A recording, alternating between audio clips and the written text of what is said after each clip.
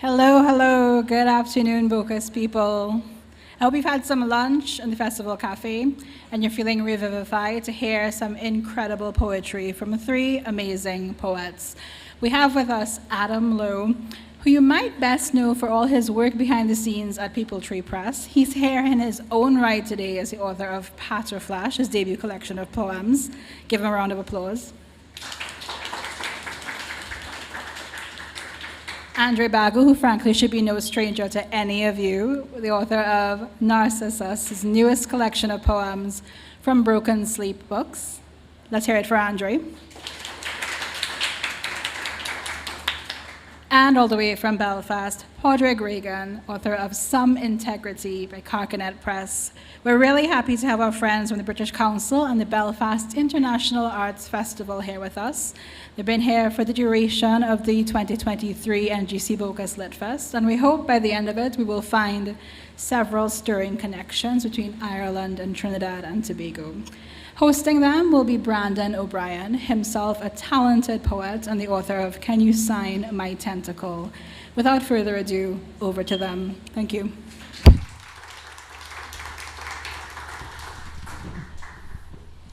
Being described as talented makes me feel very nice. Hello, everyone. Thank you so very much for joining us. I hope that you've been having a wonderful Bocas Lit Fest 2023 so far, and I hope that you're excited for the next hour and a half to have an even better one as we have this lovely conversation with these three brilliant poets about their latest work. But before we have that conversation, I'd like to invite each of these poets to read from their work. So, starting with our good friend, son of the soil, Andre Bagoo, reading from his latest collection, Narcissus, which has been described as examining the varied dynamics of the body and mind with the narcissism of the soul, while fully embracing the work of art as a critical reflection of the human condition. So please invite Andre Bagoo to the podium with our hearty round of applause.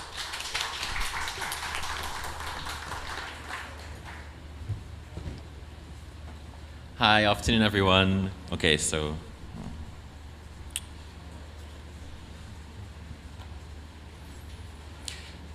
the first poem that I'm going to read is called, perhaps fittingly, Firsts. Sorry, I turned 40 a few days ago and immediately I need bifocals, which I am now discovering. Yes.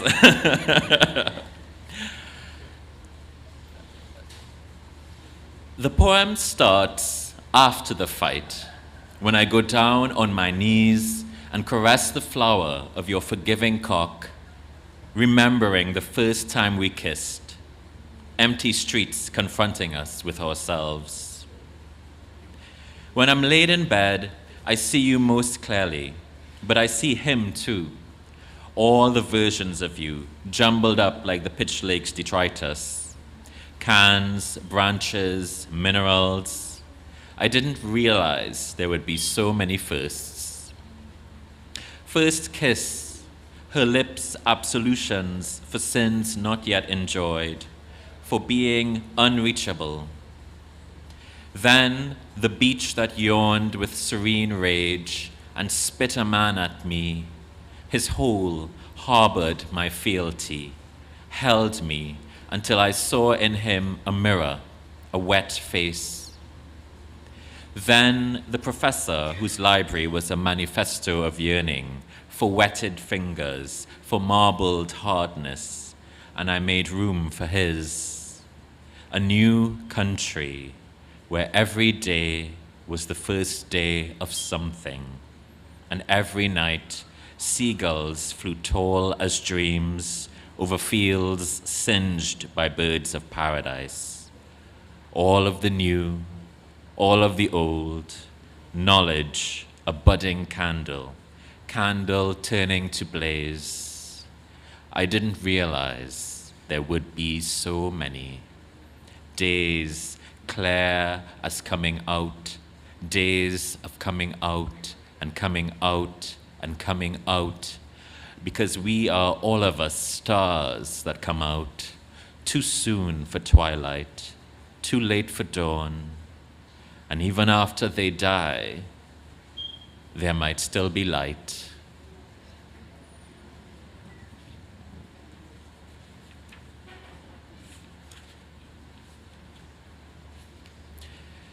Chapter 2. That morning, the radio was playing a song that felt familiar, even if I didn't know the words, didn't understand the language.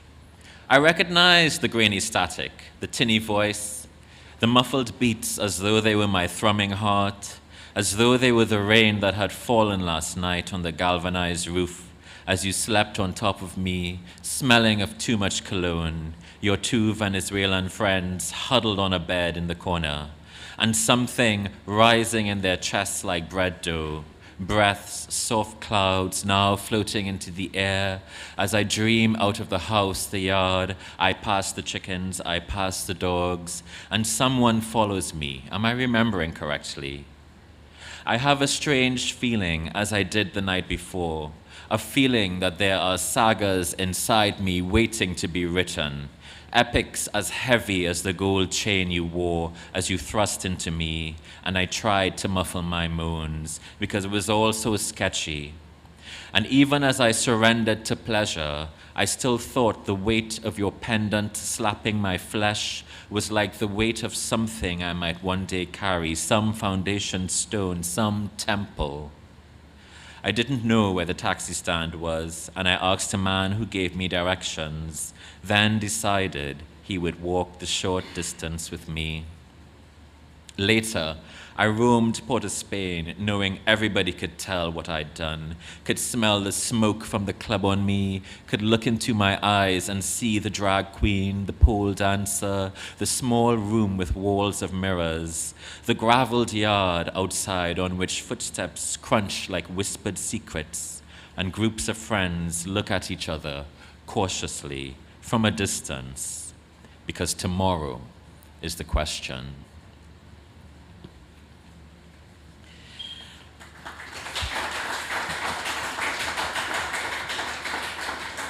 So many years ago, I was listening to Ted Hughes, the audiobook of him reading from his translations of Metamorphosis. And I was listening to him reading, the Echo and Narcissus myth. And something about the way Hughes was performing this, everybody knows Ted Hughes' voice. Something about the way he was performing it made me think, wow, Narcissus is really queer. And I had this thought because Echo, she seemed like a bird, something about the Narcissus myth, which is inherently about that failure to realize self or actualize self, struck me as central to the queer experience, or at least adjacent to the queer experience, which is very much about overcoming that hurdle of understanding who you are. And so I thought, maybe there's something there. Maybe I'll write an essay one day or whatever. And then I forgot about it. And then years later, an editor was like, do you have a collection? And I looked over several poems that I had written, and I realized I had been obsessed with Narcissus for some time. And I was like, yes, I think I do have a collection. And having decided that I had a collection and it was going to be structured around Narcissus/Echo, I decided to look at forms that I thought were mirrors or echoes. And I started looking at the obvious usual suspects, mirror sonnets, in which the first 7 lines become the last 7, so line 7 becomes line 8, and so on and so forth. And then that seemed a little mechanical, so I thought, what about some more free forms that somehow embodied mirrors and reflections? And I thought, what's the ultimate reflection? And I thought a found poem is the ultimate sort of mirroring of a previous text. Ekphrastic poetry is mirroring. Centos, erasures are all echoes. All of this is just to say the next poem I'm going to read is called Gilgamesh Love Cento. And it is from Herbert Mason's 1970 translation. Of course, as you know, a cento is a poem comprised of lines cribbed from another poet's work. Gilgamesh was king. Enkidu was an animal. Calling his name, calling him from sleep or from some pleasureful moment on a foreign street, into a land that promises a vision or the secret of one's life. Free of voices, voice calls out like a voice from childhood, reminding him he once tossed in dreams. Pleasure seemed to grow from fear for Gilgamesh, as when one comes upon a path in woods unvisited by men, one is drawn near the lost and undiscovered in himself. Some called the forest hell, others pleasure, and they had no time to call it names, except perhaps the dark, a place at the edge of the forest, shelter for their sleep. His single stroke could cut a cedar down, the way the sea contorts under a violent squall. I'll serve you as I served the gods. I'll build your houses from their sacred trees.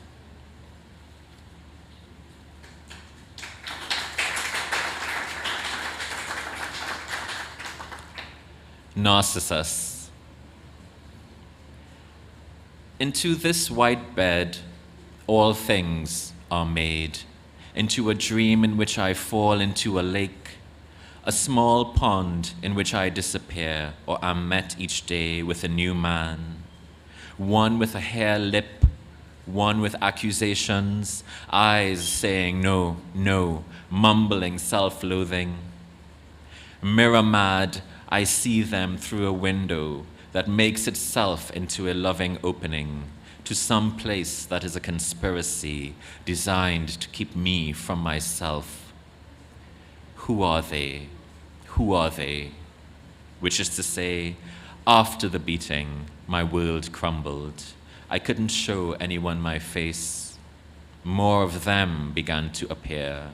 One with a trust problem, another callous with friends. The shadows of Plato's cave slid up the bedroom wall, the past troubling the curtains, bodies buried among lace. They took my father's watch, which I would wear long after it stopped. My father who knew, who saw, who told me yes. Long after, he rose from the water, having changed like the ship of Theseus. In rippled light he rose, pebbled tombstones left beneath the surface, each marking small drownings, fallen masks, tiny surrenders to the randomness of water, to the crystalloid silk of each new body joyfully swum into. And he looked back at me naked, and I saw anew, and in this wet circle I loved him. You, we knew.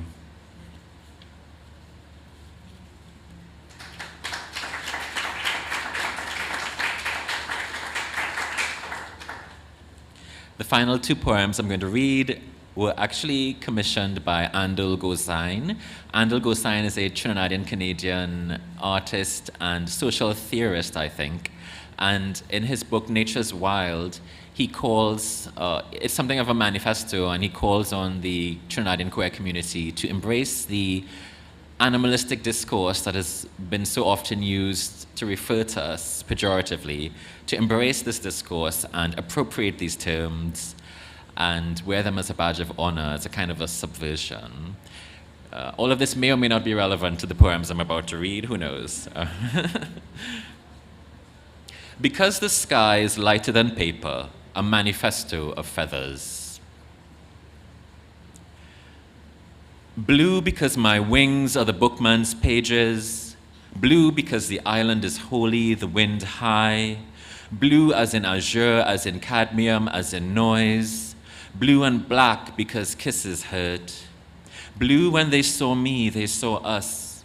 Blue the night we were walking home, Josh, you and I, and the thugs. Blue the night outside the art gallery when they chased us, unwinged.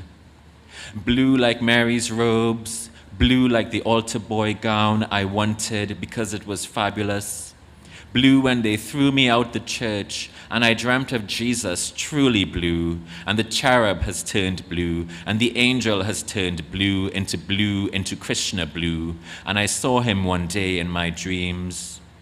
Blue shirt of blue school uniform, blue invisibility, blue he touched my spine and flutes sang in me, blue both mirror and mute, blue the walls, the stones, the tomb, blue once but now, coolitude, créolité blue, blue entélité, négritude, bâtiment, not bâtiment, blue for the way my heroes are dying, but blue mad for the second coming. Blue veins on every dick I ever sucked, blue power, blue notes, the currency of blue, melodies you, rubber orchestras, true blue blood and blue collar and blue scrubs fighting red coats, blue ink for blue manifestos of blue feathers, disobedient walls, graffiti is blue, Jab Molassi is blue, and maybe the second coming.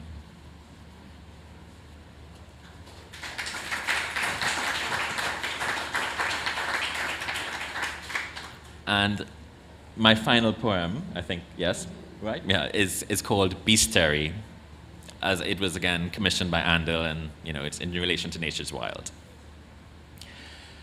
Tonight, which shall I be for you? Otter, bear, wolf, or nasty pig? I am your dream of beasthood.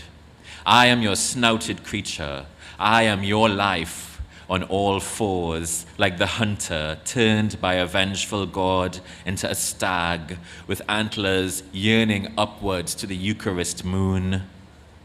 This world is not conclusion. My species stands beyond. If I am dreamt, dream me thus, your acolyte, your emissary, bearing your hot missives through fields of sharp stubble, through the whirring enmity of insect lust. Dream my long eyelashes, my last human touch, as I root and root into buried need set free at last by the mask I wear, by the spiked urgings of carnival standards that tear my past like the claws of a dog whose neck is as soft as the skin of the man I love. Eventually, we dream the real. Thank you.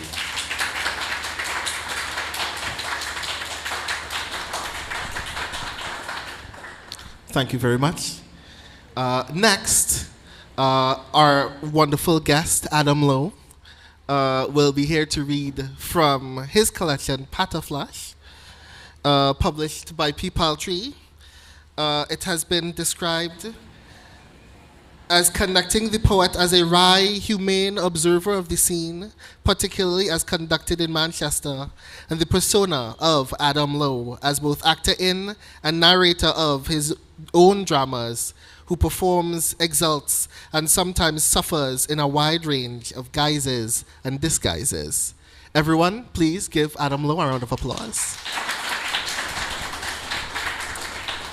Thank you, everyone. It's lovely to be here and to see some familiar faces. This is my first time in Trinidad. I probably shouldn't say this because my family are all from St. Kitts, but so far it has been my favourite island. We win, yes. Yeah.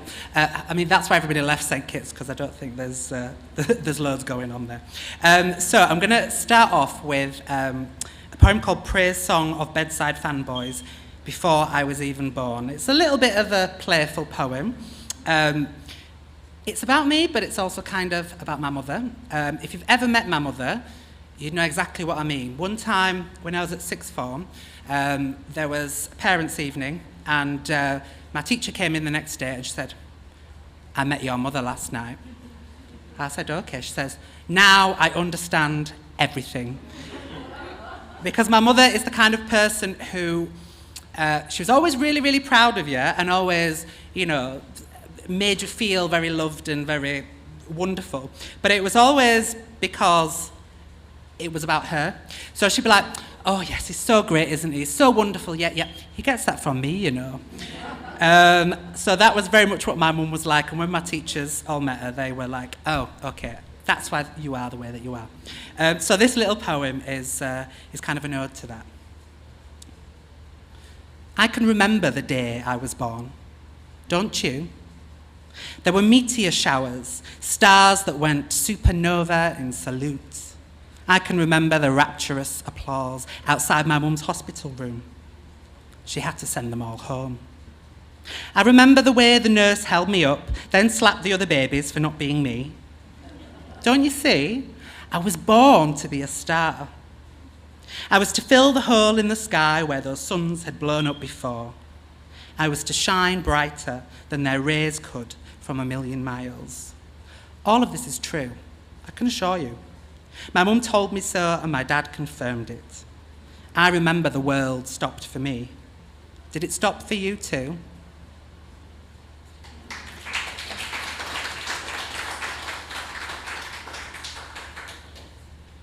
So, I'm going to read a poem called Maroon in Blonde. It's basically about being a precocious mixed-race child growing up in Leeds, in the area of Chapeltown, which, if you go to Chapeltown, everyone claims to be from St Kitts and they all claim to be related to my granddad somehow. So I don't know how that works, but it was a great place to be. But my dad was an interesting character. He, is an interesting character, wears lots of kind of denims, is really into motorbikes. He used to live above this pub called the Hayfield in Leeds, and his nickname was Gingerbeard because he was this sort of really, really white man with a big ginger beard and long ginger hair. He was a bit notorious in his own way. So this is about my dad taking me to Leeds Kirkgate Market and entertaining some of my more unexpected personality traits, let's say. Maroon in blonde. At 4 years old, I decided I would have blonde hair. Then I could be Princess Aurora from Sleeping Beauty. Dad and I were in the market for wigs. Dad cast in bright ginger, me maroon. In Chapeltown, they called him Redbeard. I didn't have a nickname yet. Beyonce would come later. We couldn't have been more different. When we ventured outside Chapeltown, we would get the look. Curiosity mixed with suspicion. Was he my father, or was he some unkempt, denim-loving older gent with Vaseline in his back pocket? I wanted blonde hair not because I wanted to look more like Dad, but because I knew that if I dressed up like a princess or a diva, I would have a story worth telling. We were hunting through jungles of fibre optic lamps, acrylic nails, gravy-drenched Yorkshire puddings. The hair shops were always crowded with West Indian women checking out weaves and lace fronts.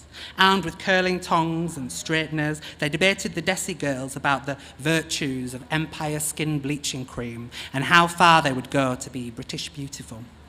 But I just saw those shimmering pelts, the glorious wigs. I strode towards them.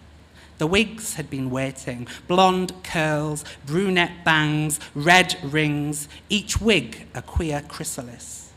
They would lend me their wings, they would give me their height, they would give me their song. Then I saw it, bold in gold, an angel's nimbus backlit by the strips. I said, "Father, you had best buy your child that exquisite wig." Or perhaps words more appropriate to a 4-year-old. But he got the gist. Between the nylon shine and the transformation that overcame me, my feet took flight and I danced. I was still dancing when Dad took me to the pub like a balloon of spun sunlight on the last thread of reality. The rest of the afternoon, I showered his drinking buddies in a glitter of stories. None came out quite right. A wooden Red Riding Hood ate a magic apple and fell asleep. When the Wicked Queen put a glass slipper back on Red's foot, she woke up a real girl. She and the Queen turned the prince into a merman before they tossed him and his bride back into the sea. I guess I knew the real stories. I just preferred them my own way.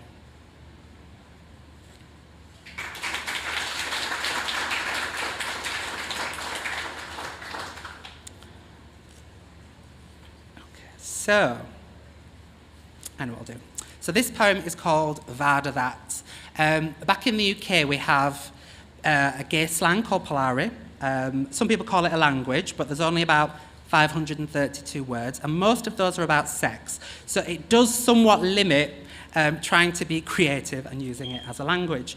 So I have taken quite a lot of liberties and made up loads of extra words, plus importing some of my own slang in order to give myself more words to work with.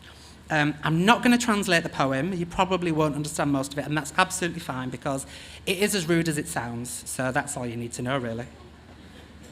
Varda That. Aren't now the Patterflash and Gardy Lowe.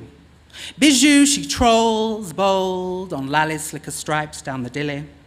She minces past the brandy latch to Varda dolly dish for trade, silly with oomph and taste to park.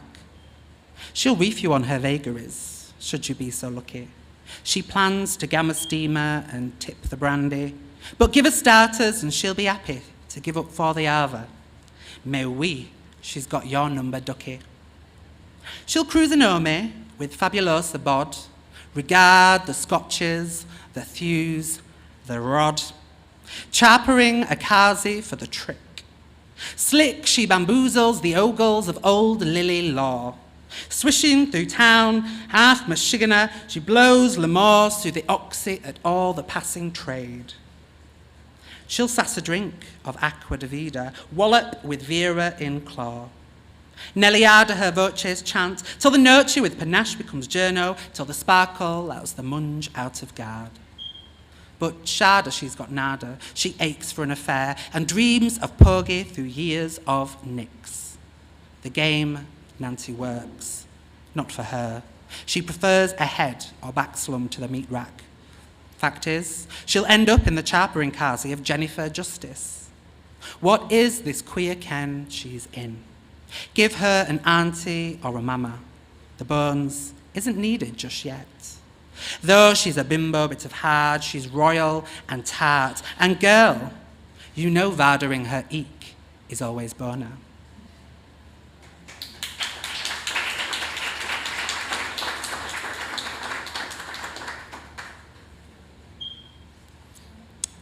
Okay, so this one's called Jezebel, Guilty Queen. You call me Jezebel, temptress, false idol in shallow spotlight, peddler of blasphemy and unnatural sex.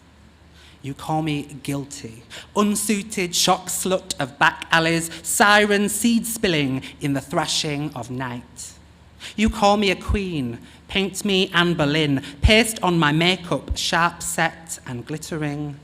These pearls I clutch as sexy rosaries. Before you silence me, know this. Though headless, I'll sing. I'll go down in history.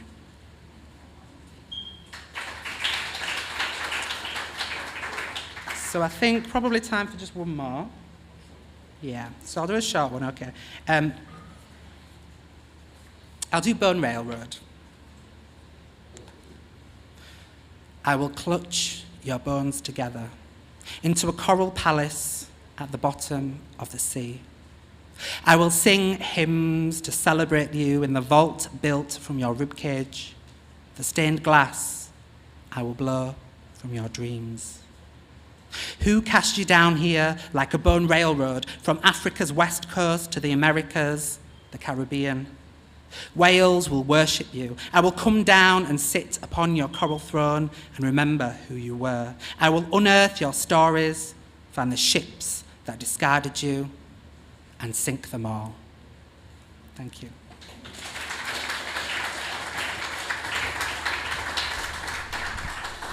Thank you so very much, Adam. And last but not least, another guest of the Bocas Lit Fest, Padraig Regan, is now here to read from Some Integrity, which, among many other accolades, is the winner of the Clarissa Luard Prize 2021, and is described as its social encounters and exchanges, its responses to the work of artists, its figures in a landscape, and its considerations of food and desire, working to as capsule narratives and as an exhilarating extension of the Irish lyric tradition. Everyone, Padraig Regan.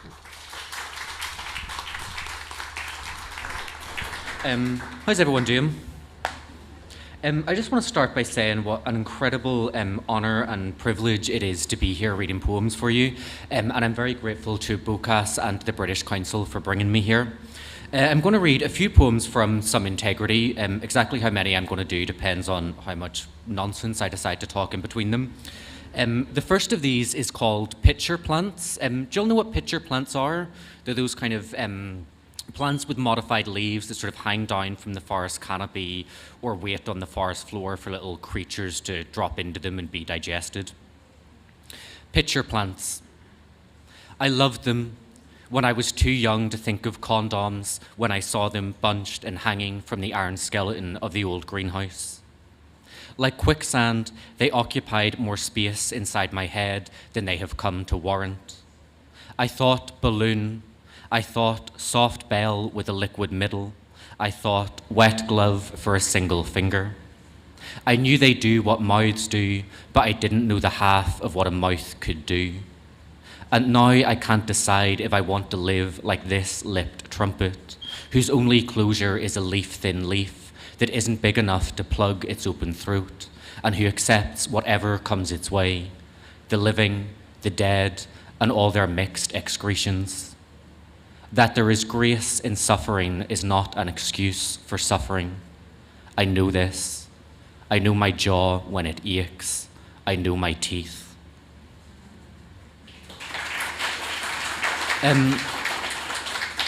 There is something of a kind of miniature tradition in poetry from the north of Ireland about of poems about mushrooms. This kind of started with Derek Mahon's masterpiece, A Dish You Shed in County Wexford, in which this sort of bunch of mushrooms growing in an old shed become this kind of symbol of the dispossessed and dead of history. And then this gets kind of localised into writing about the particular violence in the north of Ireland in works like Gathering Mushrooms by Paul Muldoon, Mr. McGregor's Garden by Maeve McGookian. And the next poem I'm going to read is called Rehydrating Mushrooms, and it's sort of my attempt to write myself into this tradition. This poem was written sort of in the immediate aftermath of the Brexit referendum in the UK, in which the devolved nations of the UK, so the north of Ireland, Scotland and Wales, decided to remain within the EU, but England voted to leave and take the rest of us with them. And this sort of caused a really strange moment in the north of Ireland when the kind of constitutional arrangements that had afforded us the relative peace we've experienced for about the last 20 years, we just sort of knew that they were going to be seriously tested.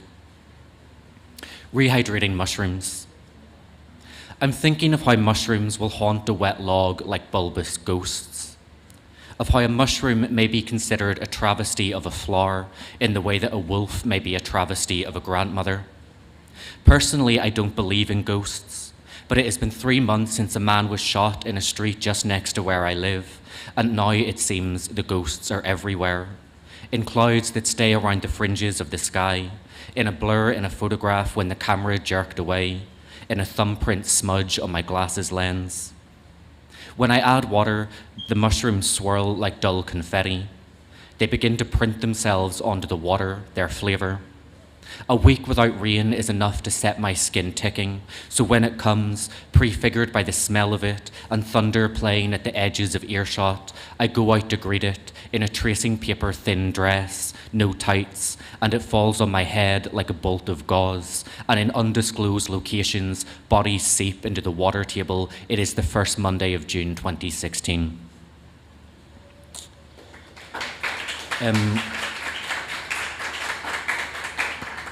As that poem sort of indicates, and as Brandon mentioned, writing about food is kind of central to this book. So I'm going to read a couple of food poems now. The first of these, I wrote after realizing that I was never going to be pregnant, which is something I've kind of always known, but sometimes it does hit one as a sort of realization that there's this whole realm of embodied human experience that my body will just never give me access to. A pumpkin. With effort, I get the knife in, and with the little hinging of the wrist, I split the fruit along a shallow runnel where its shape suggests it wants to split. It exposes its creamy interior. Its flesh, like all flesh, is a distraction. It wraps around an orange mess of filaments. I scoop this out. I pull each pale seed from its entanglement. And because I want the violence more intimate, I do this with my hands and feel its wet potential turn to pulp beneath my nails. By now the fruit is more the absence of itself, an orange cup enclosing what it's lost. There are many things I should confess. To begin with, this vicious sympathy, this want and inability to know how it feels to hold a space at the center of oneself and have it filled, to bend the self around the presence of something not quite other, not quite I, to give the body up as nourishment. I cut the pumpkin's 2 bright domes to crescent moons. I do this in the hope that when the resurrection comes, everything I have subjected thus will be returned inviolate, and I'll be nothing and forgiven.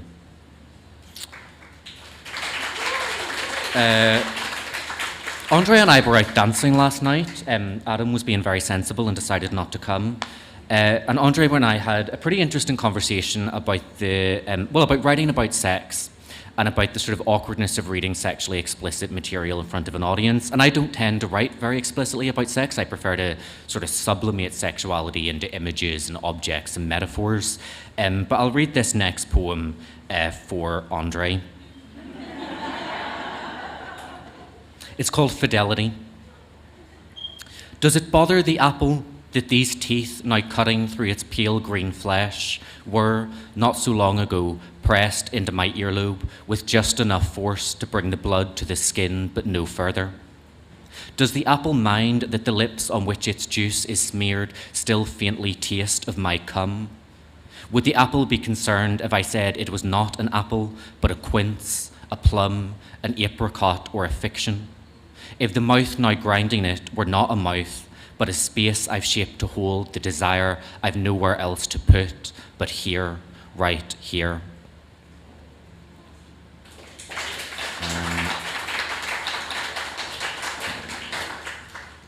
Yeah, okay, I'll read this one. So this is called Poem for Bobby Kendall. Bobby Kendall was a pseudonym used by a young man who starred in a film called Pink Narcissus. Has anybody seen this film? No, it's the most, you've seen it, yes. So it's the most incredibly beautiful piece of basically art house pornography, which was made in the 1960s and released in the 1970s. And it's the only record that we have of this young man's existence. Nobody knows what his real name was, where he was born, when he died. If he died, he may very well be still alive.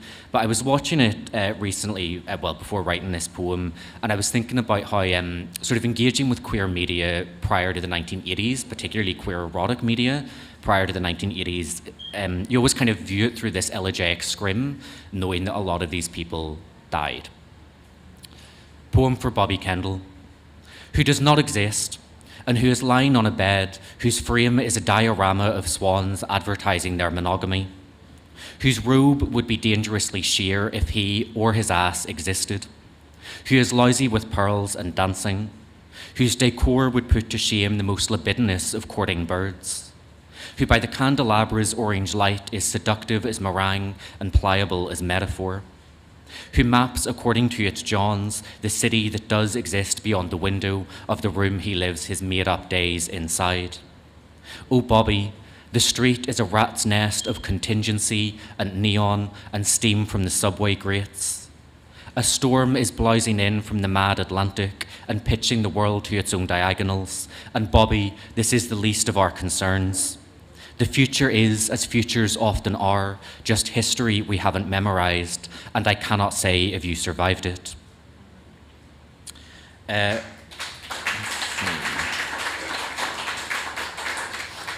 going to finish with one more food poem, I think. This is called Study of a Tomato. Imagine it, substantial as a planet and twice as red. Begin with this. Establish an outline, round as ontology, but solid, filled with as much tomato as it can hold. It has no bones, no beak, no claws. Its form is soft and softer.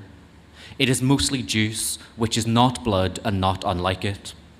It has and is, like everything, a body. Let's open it. Here is the pulp in which your tongue might read the season's rainfall and map the land it fell upon. Here are the seeds to which it's so devoted.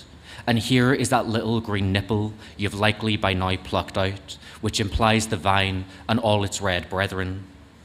It does not speak. It is not a symbol for menstruation or the absence thereof. This is this and only this. Thank you all so much for listening.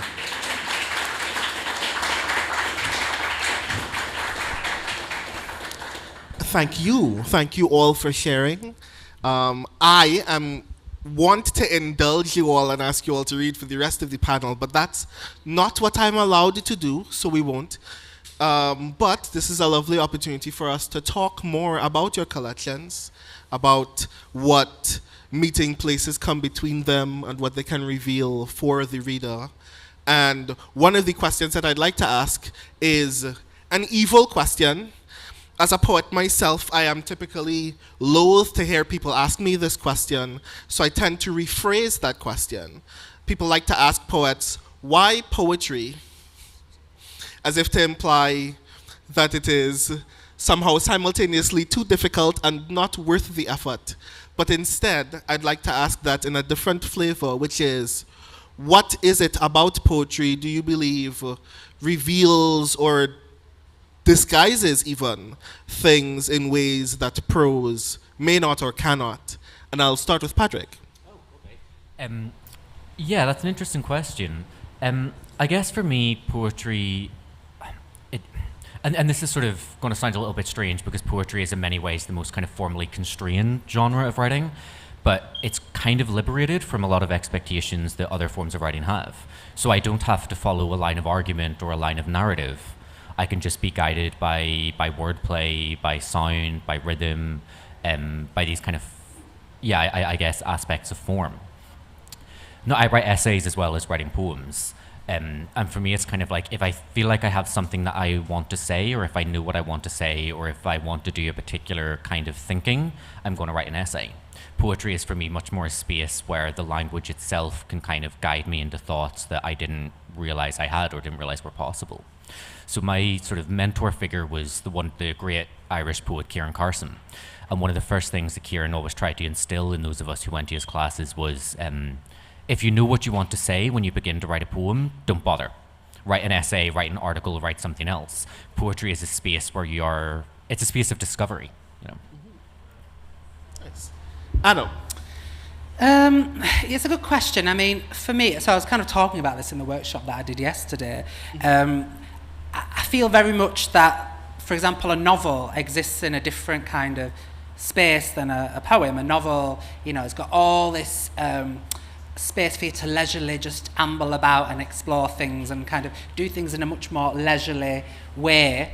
And kind of, you can have formal intensity, you can do all these kind of really rich things in a novel, but to do that consistently throughout the novel would be exhausting because it's a marathon, not a sprint, yeah? But then a poem is so much more constrained, it's so much more imminent, it's like this small, tiny little moment, this experience that you are sharing with other people. And within that experience, there can be transformation or there can be discovery. And for me, that is the main difference between something like poetry and maybe a novel. And I also think that with poetry, there is a different texture. There's so much you can do with just a few words, and the musicality itself, is so much different to prose. Obviously, you can get prose poems, but even then, there is still their own kind of musicality within them.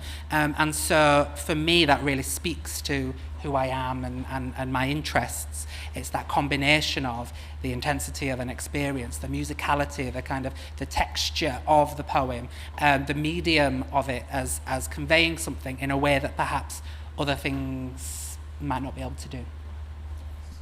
Andre. Well, for me, I started writing poetry for boys I had crushes on. And so I associated poetry with that idea of love. But then I persisted writing poems because I actually think poetry is quite discursive. And as you alluded to with this notion of different types of poems, prose poems, for instance, versus the lyrics and stuff, there are many types of poems, and poetry is almost very carnivalesque. A poem can be dressed up as prose, or it can be very formal and constrained. And I find a kind of a freedom in exploring all of these various forms. As I alluded to, the book is very much like, there's so many forms. There are circle poems, there are visual poems in here, there are Olipan forms, the quinette, the kickstart, the variants. And I actually see poetry as something that is capable of being any genre. So any genre can be absorbed within our notion of what a poem is. So it's a very complicated sort of an antinomy that I feel as poets we are all working through. So can I just add one more thing to this, which is I think another reason why I'm committed to working in poetry and in verse is because there's no chance of ever making money from it. So I mean, I'm thinking about the three of us here. We're all published by small presses in the UK who are subsidised rather than commercial. So we're kind of insulated from commercial pressure. And that's something that, sometimes I kind of look at novelists getting these massive advances and feel a little bit jealous of them, but I don't want to do all the stuff that they have to do around it, you know? And I don't want to have to write books that will sell. But we do still hope, don't we? We do kind of, everybody hopes. Please buy our books afterwards. And I think sometimes we do like to tell ourselves that we don't care about the sales as like a comfort when actually we do kind of care about the sales. But I would also say there are ways that you can make money as a poet without necessarily selling books. And I think it is important that poets are allowed to make money from being a poet and that we encourage them to find those ways, because otherwise poetry then just remains in the domain of those who, you know, are privately affluent and have got the time and space to be a poet. And personally, I want to let as many people as possible engage with poetry and create poetry. And so, unfortunately, you know, living in capitalist societies, we kind of have to then engage with ways of making money, don't we? But I mean, some of my favorite books are verse novels, you know, which is like the perfect sort of genre that troubles this dynamic. I mean, Bernardine Evaristo, who's in the festival, she's a wonderful practitioner of that art form. So I feel like we do have a right to sell, but I think that there's a way in which poets can really get away with certain things that I feel like a novelist can't get away with. Although the novel is also very discursive, so yeah, there's a lot of overlap, I think. Yeah, and I for one would like to reiterate for the audience that while it is very valuable to be earnest, poets need to eat to live. Please buy our books, please. We kind of need it out here. So I'd like to follow up on a thing that I found very interesting and engaging about all of your collections, which is this very curious, extraordinary engagement with the queer lens, in that, in cultural parlance, the assumption of the queer lens is very rigid in its own sense from the heterosexual perspective of a preternatural assumption of sex, of being fascinated with the individual body and the bodies of partners, of being hypercritical of media. But one of the things that I found very engaging about all of your works is that you found other ways for the queer lens to be engaged, to be hyper-observant of individual moments in time, of individual experiences of others, even if those individual others may not be queer, even the individual experience of objects like food, like someone's car or someone's house, about the reading of a work in ways that are far deeper than simply whether a thing that is queer is happening, but what that thing means through the lens of someone who has had certain experiences in their own life. And I'm kind of curious what you have to say about the act of engaging with that lens in your work, and what that can possibly offer readers, especially heterosexual readers, about the ways that they can reiterate and review the world that they exist in. And I'll start with Adam. Yeah, it's interesting because so the poem Maroon in Blonde originally started for a project that I was doing called Tangled Roots, which must have been like back in 2012, 2013, so it was a really long time ago. And it started off as a piece of memoir. And I remember that the person who was running the project, Dr. Katie Massey, she said to me, oh, you write about being mixed race in a very kind of queer lens, like that.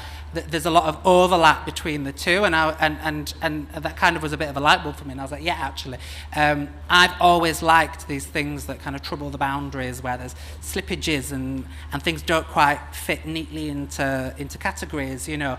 And in some respects, I think that's very Caribbean as well, because you know the Caribbean is full of all these kind of influences, and in some respects, it kind of reflected, you know, the world that I kind of live in and the family that I've kind of got. So, you know, my granddad came from St. Kitts, but he also claimed to be descended from Scottish pirates who apparently have a tendency to suicide, and a Portuguese Sephardic naval officer. He said he was raised Jewish for 6 years and then 6 years Catholic, but he was actually a Methodist.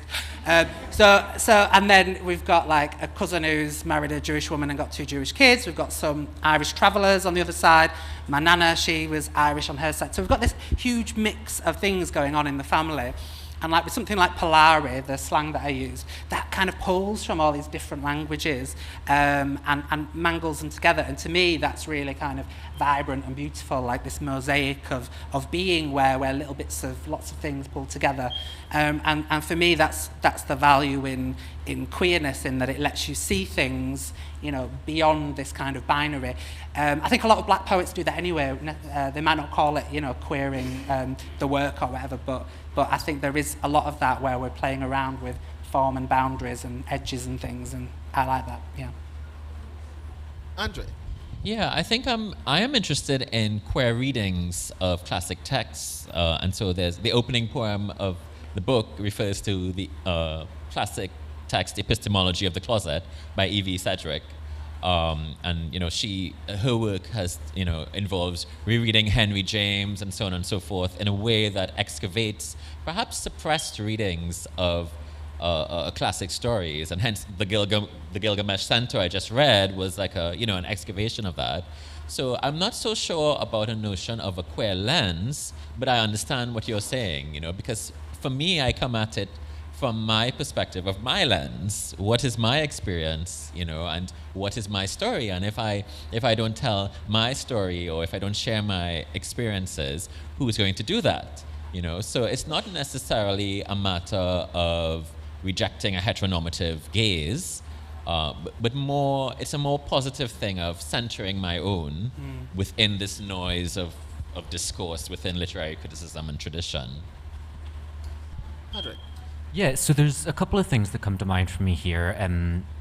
So I'm really interested in this idea of the queer lens, of queerness as a way of looking rather than as a kind of certain set of stories or narratives or certain set of symbols or even events or bodies.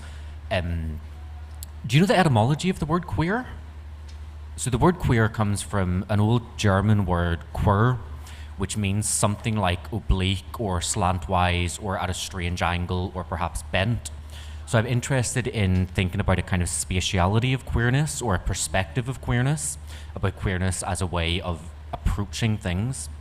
And another thing that comes to mind is another quote from Eve Kosofsky-Sedgwick, which I think is the closest that she ever got to defining the word queer. And of course, for Sedgwick, the queer is that which resists definition, so she doesn't want to define it. But she says, keenly it is relational and strange. So I'm interested in that idea of queerness is not a thing that exists, but it is a sort of shifting position in relation to the normative. So I'm sometimes a little concerned about not even how the heterosexual culture in which we live can enforce certain kinds of queer narratives upon us, but how we can do it ourselves in our own writing, and how we can kind of end up telling the same stories over and over again. So that's why I think I try to sometimes even resist queer content in my work, but think about how can you write queerly, you know, queer as verb or adverb rather than as noun.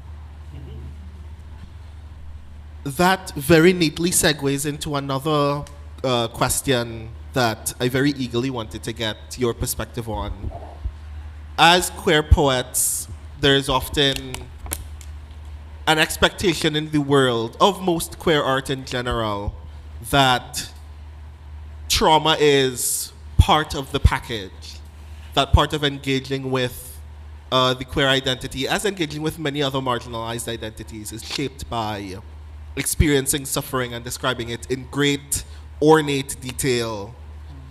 But one of the things that I thought was most outstanding about all of your work is that while there are moments of deeply observing certain kinds of trauma, there are also a great deal of moments where your work deeply observes things with a sense of beauty and reverence, not distinct from that trauma, but as if to imply that beauty is a thing that is also part of the package that we must accept because we deserve beautiful things, regardless of our identity, and especially because we have experienced trauma.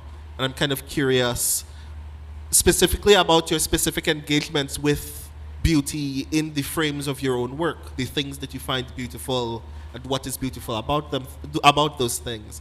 Kind of curious what you would like to say about discovering that beauty and being able to share that beauty. And I'll start with Padraig. Sure. So something that I just thought of when you were talking there is actually in some ways how similar like real intensities of pleasure and pain are in how they register on the body. Like if you think about somebody's face while they're coming is not that different from somebody's face when they're in pain, you know? And I guess I'm also thinking, so something that's kind of constant in my work is this notion of the penetrability of the body. And mostly I write about that through thinking about food. So thinking about food as this kind of everyday act that we do, which reminds us of the sort of material fact of our body, that our body is not this sort of stable, discrete, hermetically sealed object, but it's something that has to be kind of constantly made and remade by violence, sort of by taking other non-human bodies into our own, by inflicting violence and destruction upon non-human bodies, keeps our bodies going. Does that answer your question at all? No? Oh no, there are things that I see Okay. there that are part of that engagement. Yeah, you are here to be brilliant, and I trust you. But yes, Andre. I think you know what immediately came to mind when you asked that question was, I don't know if anyone has read the novel A Little Life by Hannah Yanagihara. And the cover of that novel famously features, it's a photograph of a man who is actually, he's like grimacing, but he's actually having an orgasm. However, the way the photograph is taken, he looks like he's suffering. And I just thought, oh, that's a great symbol of how the same experience can be viewed from different prisms. And of course, well, that novel, A Little Life, is quite infamous for its very protracted examination of certain negative experiences in life. But for me, it was very important to me to get a kind of a spectrum of experience, because I am aware of that trope of gay suffering, or queer suffering, whenever we appear, we must die, or, so on and so forth. But at the same time, it is a great tradition of literature that all literature is about suffering. I mean, even Madame Bovary died, right? And nobody... and so it is as though we have struggled for so long to attain visibility. We finally earned the right to die in books as well. So that was important to me, but also the celebratory aspect of life generally, and that is something that may also relate to my choice of all of these different forms. There's something very playful. There is indeed something very queer in a loose sense, where the book doesn't want to settle down into one specific sort of mood, but yet ironically, in not settling, it is settling into the category of not settling. So I wanted all of that sort of complexity, because at the end of the day, that is what life really feels like. The texture of reality is very varied from moment to moment. Depending on if you're hungover, if you've eaten, or you can have this roller coaster of experience. Adam. Yeah, I mean, I think there is definitely an impetus for people to perform trauma, and I think it's not necessarily unique to queer people. I think women, black people, all kinds of people who are minorities or marginalised often face that, because when you're telling your story for consumption for an audience that is not like you, then quite often it involves indulging their fantasies a little bit. And so I am wary of that, but also I'm wary of the fact that we don't allow ourselves to talk about trauma either. And so for me, I would rather tell my trauma, or the trauma of the people that I love and care about, or who are in my community, in my way, so that I can make sure that it's done truthfully and honestly, and not in that kind of exploitative fashion. And I think sometimes you can really tell the difference, like if you're watching a TV show where all the writers are white, and then there's like the black person's just getting constantly beaten up or tortured, and I'm like, oh my God, American Gods, I can't keep watching you. Because it's like there is this lingering gaze on the torture of the black man in it, and I'm like, yeah, I can't deal with that. Because if we were writing that story, we wouldn't have that same lascivious kind of gaze over that thing. And I'm really, I like the Japanese art of wabi-sabi, for example, where they get the broken things and they put it back together with the golden things to make it beautiful. And there can be a beauty in trauma and presenting a trauma in a way that is empowering, or in a way that is transformative. But I think in order for it to be transformative, in order for it to be powerful, we have to be the ones to kind of reassemble those pieces, because so often other people would just leave the pieces there because that's what they want, that's the end result that they're ultimately after, innit? Our destruction, our breaking apart and everything. Whereas for us, that's not where the story ends, it's about what happens after. So yeah, I think there is that constant tension, but that tension can be really, really fruitful if you can engage with it. But also, if you don't want to write about trauma, you shouldn't feel that you have to. I know lots of poets that say, "Oh God, I've got to write another slavery poem." And sometimes you just want to write about slavery, but sometimes you don't. And it should be up to us whether we get the choice to write about that. And if we do, we should get to write about it on our terms, I guess. Yeah, of course. This panel and our esteemed guests are here in collaboration with the British Council and the Belfast International Arts Festival, for which we are very grateful. Thank you for your patronage. And as a result, I wanted to ask, what are your thoughts as poets, as readers, as critical engagers of the work, about what potential crossroads there are between Caribbean poetry, poetry from the British and Irish territories, and the ways in which those might also intersect with the Caribbean diaspora in those territories, and how they emerge both classically and in modern work in interesting and engaging ways. And I'll start that up. Yeah, so there's something really interesting, I think, about how some of the most recent, biggest influences on the English language. I remember talking about this with a specialist, and they were saying that actually American rap has had such a huge influence on the daily language of English speakers in Britain and America.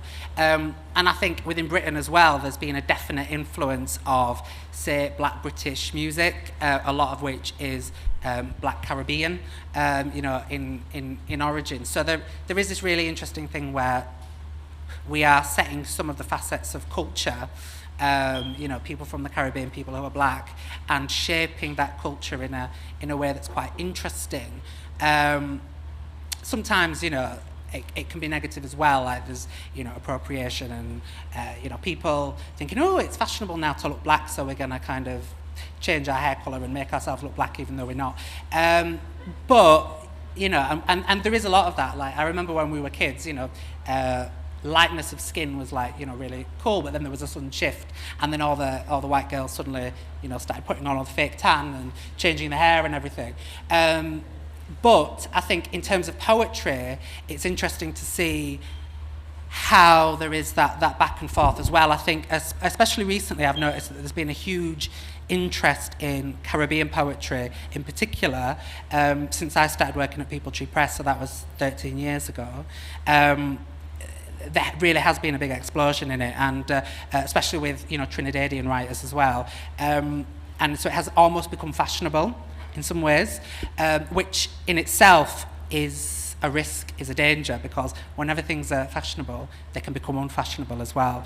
And one of the things I always say to people is let's enjoy it while we can, but also let's try to put in place things so that when it starts petering out, it doesn't completely go back to how it was, because that's the danger, isn't it? Patrick. Yeah, so to speak specifically about potential connections between Caribbean and Irish poetry, of course the big one is that we are both places that had language imposed upon us. So we're places where our own indigenous languages were threatened, and where the language of the colonizer became the language that we were kind of forced to speak. And therefore both of our traditions have had to kind of remake themselves in relation to what the colonizer sort of left us with.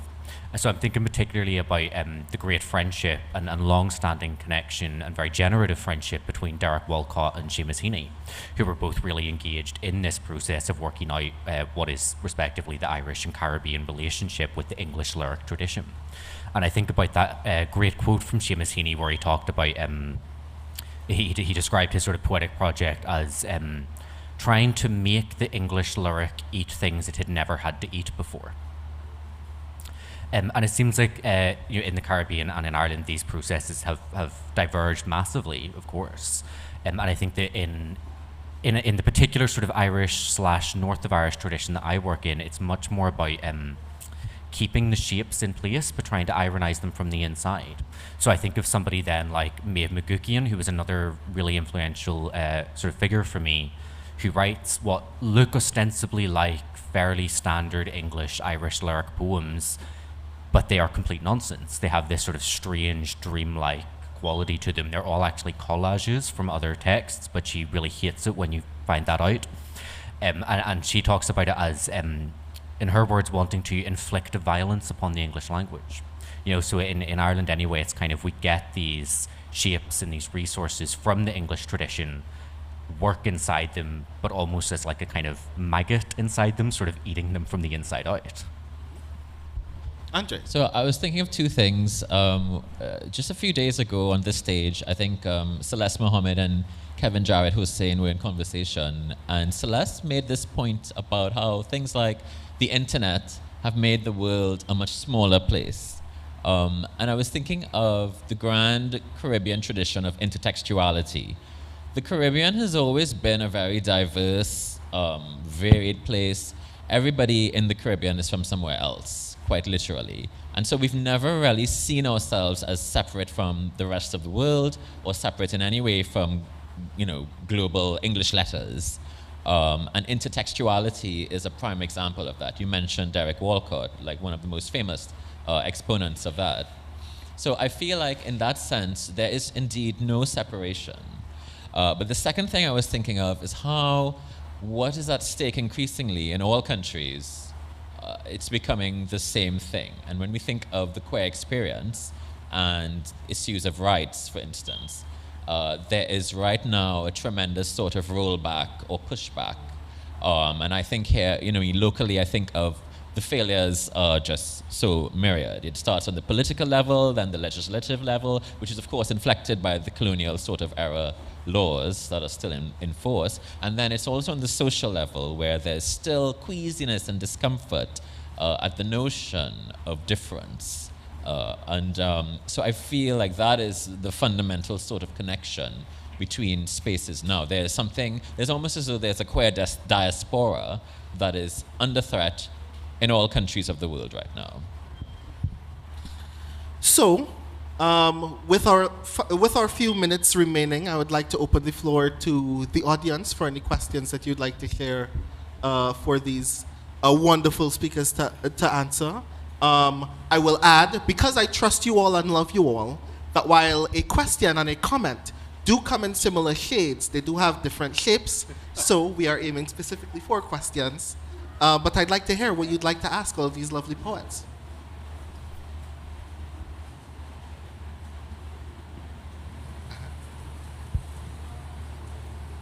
Hi. I was just thinking about language as disguise and how very often we have to kind of disguise ourselves as queer people. And I was just wondering how you kind of approach that in your own writing.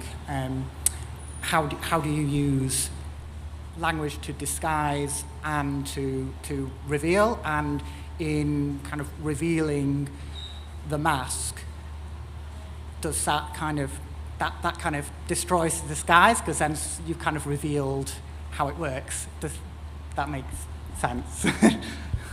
That makes absolutely perfect sense to me, and I think that is really what I'm trying to do in a lot of my poems. So I'm thinking here of, I think it was the American poet J.D. McClatchy in an interview made a comparison between a W.H. Auden poem called In Praise of Limestone, which is a sort of description of kind of hidden underground water currents moving through limestone. And he compared this to like an Allen Ginsberg poem about getting fucked in the ass by a motorbiker. And he said that like the Auden poem is not just a better poem, but it's a queerer poem because it is alive and it is sensitive to how queer knowledge, queer culture, queer histories have always been sort of disseminated by underground currents, by a nudge, by a wink, by a little word in the ear, by a green carnation on the lapel. And I think that's what I'm trying to do in my work. Like, I don't sort of, as you said something about trying to perform the hiding. I think that's what I try to do in my poems. And one of the ways that I do this is through negation. So I'm really interested in what happens when you say that something is not there in a poem, because it becomes both there and not there at the same time. The word is literally present in the poem, therefore it is there, but the negation kind of doesn't quite remove it. So I'm interested in all these ways in which language can not necessarily hide, but trouble truth and trouble communication. Yeah, and it's interesting because someone asked me a very similar question the other day. This is why it's always good to bring your partner, by the way, to a poetry reading, because then when the Q&A comes and everyone's like, "Oh, I'm nervous," you can have a plant in the audience. I got asked this question by the BBC because basically, and I didn't know this, on TikTok now, the word lesbian has been shadow banned. So if you put lesbian in there, like, your content doesn't show up. So the kids are kind of getting around it by writing $bean instead. And that's how they're kind of talking about lesbian stuff. And I just find it really interesting that even now there are people who are still finding ways to kind of subvert those things so that they can hide in plain sight, almost. And Polaris, so the language that I was kind of talking about earlier on, that was very much about hiding in plain sight, because you could, so you refer to men as she, for example, so you could say, "Oh, isn't she gorgeous?" And people would think you were straight. I mean, maybe not, but they would, because you would have that plausible deniability because you're not talking about a guy in public. So it allowed you to talk about quite raunchy, explicit, potentially dangerous things in a space where people wouldn't necessarily know what you were talking about. But it would also be a way to suss other people out. So if you threw out a few words of Polari and then they responded and gave some Polari back to you, then you knew that you were kind of in safe company. That was especially important for, in the days when police used to do you for importuning. So they'd send some attractive young man who was a police officer undercover into public toilets and then, get them to kind of come on to someone. And then if the person was like, "Oh, go on then they'd be like, "Right, mate, you're nicked," And that used to happen quite a lot. They used to catch a lot of people that way. George Michael, turned it into a whole song, didn't he? But I really like that way that Polari is kind of so overt and theatrical and performative and in your face, but at the same time is kind of disguising and revealing. I think it gives it an extra power. It gives a sense of rebelliousness and almost like flaunting otherness in the face of the people who would stop you from having that otherness. And I do think it's great that people are still doing that, but also it is sad that there is a need for it as well. It would be great if we just had those languages and those words just as a celebratory thing, like as a thing that we could use among our community just to show that we are part of a community and that we have solidarity, rather than needing to do it to kind of defend ourselves. I mean, I love this idea of language as a mask, because the thing about masks is that they always reveal something about the wearer. And on a very superficial level, again, when you're deploying forms like centos and erasures, you're literally taking the language of others. I mean, there's so many poets floating around in my book. Anthony Joseph is in the audience, and you might have heard me refer to rubber orchestras in one of my poems. And that's a good example. And I think no matter what, or like when we think, for instance, of Trinidadian carnival culture, the way people wear costumes, it tells us something about the individual beneath the fabric, beneath the bikini and the beads, you know, and that is, that sort of antinomy is something that I find very interesting. So even though language can be deployed in this kind of, you know, coded, kind of subversive kind of way, it can also become this very, again, celebratory sort of an enjoyable thing that says something about the wearer that can actually be even more true than otherwise. Oh yeah, sorry, I've got another point you say. So yeah, you may have guessed from some of my poetry, I also do drag. So back home in the UK, my drag name is Beyonce Holes, because when I was 16 and everybody got nicknames, you know, the black people got black people's nicknames. If I'd had blonde hair, I would have been Britney. But I was Beyonce, and my friend Hanad, who was Somalian, was called Whitney. Not sure why, but anyway, when we do drag, a lot of me and my friends, you know, doing it, we often say that actually, in some ways, you're revealing a deeper part of yourself, like a more honest part of yourself than the version of you that isn't dressed up. And a couple of my mates did a TV show called Drag SOS, which is kind of like Queer Eye for the Straight Guy, but they go around and make people up as drag queens, women, men, everybody, in order to kind of let them express the parts of themselves that they'd hidden. And that was really, really interesting, because you'd have these people who, there was this butch rugby player who, you know, knew nothing about drag or kind of queer culture or anything, but he wanted to connect with his gay son, and him doing drag just kind of gave him this insight into something. And he was just in tears. It was just so beautiful, because he felt that he understood himself better as well, and he got to show a side of himself that he was never allowed to show before, that he'd kind of held back, because I think we all have these parts of ourselves that are in tension with other parts and that we're not allowed to reveal. And so, yeah, sometimes the show is actually the truth. Yeah. And we're all born naked, but everything else is drag, to quote a great poet, RuPaul. Any other questions? A hand in the back. Hi. Andre, just on that, I was recently reading your Caribbean Review of Books article about masks, when you, so about like Shakespeare, you know, everything, the play. But I wanted to ask along those lines, in my own poetry, my eyes are never meant to be personal. My eye could be a pencil case or, you know, whatever. And do you feel any tension when I grew up at school, we always tied the poem to the poet. That was just kind of what we were taught. And recently, I've been taught, you know, and I've tried to move away from that and always talk about the speaker, because we cannot make those assumptions. Do you have any tensions whereby readers feel they have access to your personal life because they try to maybe psychoanalyze you through your poems? And I wondered how you felt about that. I actually embrace that tension. I love it. It's such an interesting sort of theoretical kind of conundrum, because the I in the poem, it's not me, but yet the I is me, because again, even if it's a fictive I, it says something about me, because I've denoted this sort of creation.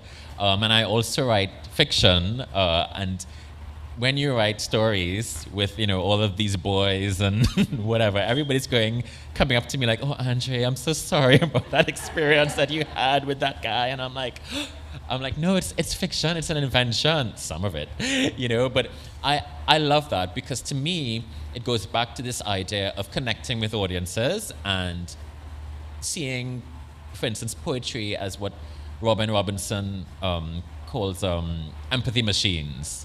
And I feel like if the audience so believes that my life is so sad, then I've succeeded, you know, because it's working on some level. I've suspended disbelief. So that's an area that I relish.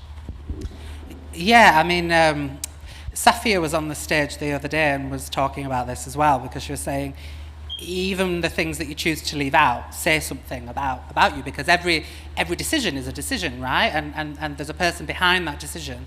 I think there is always a danger in assuming what the decision means and why we made that decision, but it still nevertheless reveals a decision, I think. So if you choose to write it from the perspective of a pencil, you know, what does that say about you that you're choosing to choose? Like, there is going to be a decision that you made to do that, and so that's different to a person who never writes poems from the perspective of a pencil. So I think there's always going to be an element of myself in the poems that I write, but it doesn't necessarily mean that the poems are autobiographical.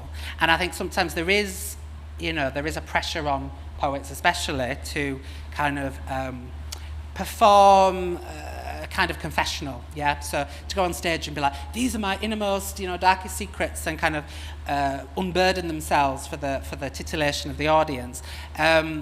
And that's very real, I think that can happen. But I think as poets, we can also play with that a little bit, because people do then expect that the poem is about you, and you can actually pull their leg a little bit, because actually it's not about you, it's about someone else. So the poem that seems like it's about you is actually about your mother, for example. And that allows you to maybe test their expectations a little bit as well. Yeah, this is a slightly tricky question for me, because I'm never really sure what the relationship between myself and my poems is, and I don't think that it's a relationship I really want to understand. So I'm thinking of something actually that you said yourself in your panel yesterday, Celia, about it's no accident that the I and the I are homonyms, Something that I'm really quite concerned about is, particularly at the minute, is a kind of, what is the politics of a poetics of self-disclosure in an era of surveillance capitalism? So in an era when our personalities, our preferences, our habits, what we call ourselves gets kind of logged and recorded on the internet and then used to sort of sell us things, used to further entrench us within the capitalist systems that exploit us. Is a poetics of self-disclosure the best way to resist that, or is a poetics of self-hiding, a poetics of self-effacement, a poetics of self-destruction, a poetics perhaps even of self-creation? What else can we do with the self? The other thing that I'm thinking of is that I just don't think that I really have a self. Like, I think I'm that much of a post-structuralist that I just don't believe in a self. I believe in a subject. I believe in the grammatical I. I think that what we call a self, what we think of as this kind of big illusion of our interior worlds, is just that. It's an illusion of grammar. Can I just tell you something very, very creepy? Not creepy, but I find it's really interesting. Just to complicate the question, because there are things that I have written in my poems and in my stories that at the moment of composition had never happened to me before. And then after I had written them, it was as though I had written them into being. The things actually happened to me. So just think about that as well. Okay, I think that discussion, that observation is very interesting as well, because I think, as you said, that there is perhaps no self. I think that a lot of identity is constructed by other people's observation in simply being told a story, and a lot of the assumptions that people make about a story being about you is simply because a story is about someone and you told the story, so that assumption will form regardless of the pronoun that you use in that moment, that I think is also noteworthy. So thank you. I think we have time for one very eager, very hungry question. I see a hand over here. Yes. Thank you. Good afternoon. I'm wondering, we're just picking up on something that Adam started saying. Adam is right, correct. All right, something he started saying in response to the last question from your... All right. What do you feel, with the understanding in mind that queer people would have had to overcome, generally speaking, tremendous personal challenge just for establishment of yourself? Do you feel a sense of responsibility to have an activism be an active part of your material? In as much as it might be part of your life, because you all have made that disconnect between your life as individuals, as non-selves, all right, and what you actually present in your writings. Do you feel a sense of responsibility, being a writer, being a poet, who would have garnered some type of platform, some type of pulpit from which you can speak, from where people would listen? Do you feel like it's that you are somehow indebted to your community, indebted to the world, all right, to share, to proselytize somewhat? Yeah. I think this is part of the tyranny of marginalisation as well, isn't it? Because if you are, the white, man who is in a place of relative position, you don't have to represent anybody. Like, you could just write about what you want, and it's expected that, oh, it's just writing about so-and-so, it doesn't really matter. Whereas when you're, from a minority or a marginalised group, people always want to know, oh, are you representing your people? And I definitely feel a sense that I do have to represent my communities. I don't feel that I should have to, but I do, and I feel it really, really deeply. And that is the tyranny of marginalisation. But I do take pride in that, and it is something that motivates me, because I do feel that if there isn't somebody going out and writing about some of these things, then they might never happen. And there's quite a few poems in my book that are based about people who, died, or who were unable to speak up for themselves. And so I kind of took it as my duty to kind of try and speak up on their behalf, perhaps, and capture those stories. And I think some of those poems only work in the way that they do, at least from my perspective, because I was able to kind of channel their voice in a way.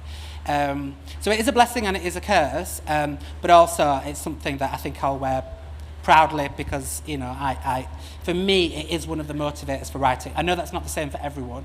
I know everybody's different, but for me, I always wanted to tell stories that I felt weren't being told. Yeah. Sure. So again, I go back to Heaney, and I think about this was really the question that Seamus Heaney was wrestling with his entire career. What was his duty to the population, the community of Irish Catholics in the vastly unequal state that was set up after partition in Ireland? And Heaney ultimately came up with this idea of poetry as its own upright moral force in the world. So this idea that when I am writing a poem, my duty is to the poem that I am writing, to making that the best and most perfect poem that it can be. When I am not writing a poem, my duty is to other human beings. And just as time is up, I just say Harry Belafonte, who died last week, he wrote in his memoir, "I wasn't an activist who became an artist. No, I wasn't an artist who became an activist. I was an activist who became an artist." And I'm thinking of George Orwell and his declaration that all writing is political, no matter, even if you think your writing is apolitical. And I think I certainly identify with that. And a lot of people have asked me, "Andre, you're doing so much these days. Like, what's going on with you? Why are you writing so much?" There's a fire in my gut to respond to the world. Yeah. And I think it's just something that I can't help. And increasingly, I think as artists and writers, it's hard to exist in this world without adopting that position. And I'm very glad that that fire being quenched has birthed these 3 collections. Thank you so very much for giving me the opportunity to speak. Thank you all for being such a wonderful audience, as usual. Focus, as always, is a lovely opportunity to learn so many wonderful things from so many wonderful writers, and I'm glad that you have taken that opportunity with us this year as every year, and I hope that you continue to enjoy Focus 2023. Enjoy the rest of your day. Thank you very much.